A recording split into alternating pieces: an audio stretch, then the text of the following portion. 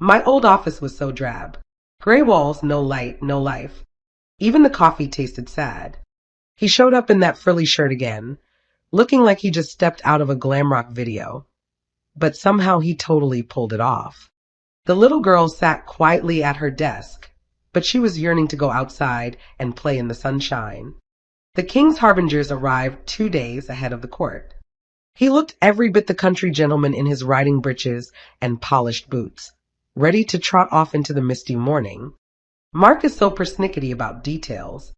He'll spend ages aligning a picture frame like the world might collapse if it's not straight. She didn't have much experience, but she had plenty of pluck, enough to stand up for herself and go for it when everyone else played it safe. That belt bag is pretty nifty. It's compact, sleek, and somehow fits everything you need. Sometimes I miss the charm of those bygone days when people actually talked face to face instead of texting all the time. Everything felt slower, warmer, more real. Everyone liked Jake, but his uncouth jokes at dinner made things a bit awkward. When I first started at the studio, I was just a gopher, running around fetching coffee and printing scripts for everyone. The bar was packed with its usual denizens. Artists, writers, and a few lost souls sat quietly nursing their drinks. It was foggy, but I could see the shadowy figure coming towards me through the murk. Living by the beach sounds amazing, but the downside is dealing with sand getting everywhere.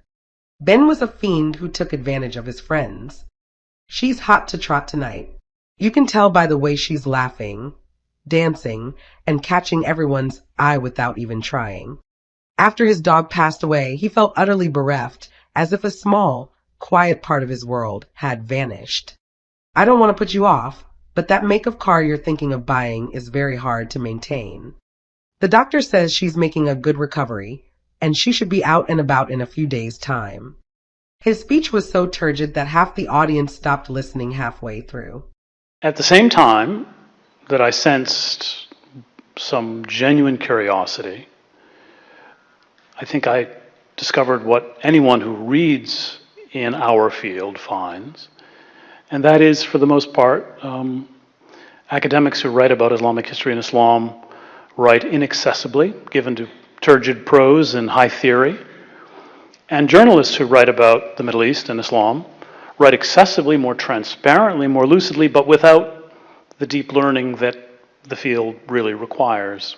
At the same time that I sensed some genuine curiosity, I think I discovered what anyone who reads in our field finds, and that is, for the most part, academics who write about Islamic history and Islam write inaccessibly, given to turgid prose and high theory, and journalists who write about the Middle East and Islam write excessively, more transparently, more lucidly, but without the deep learning that the field really requires.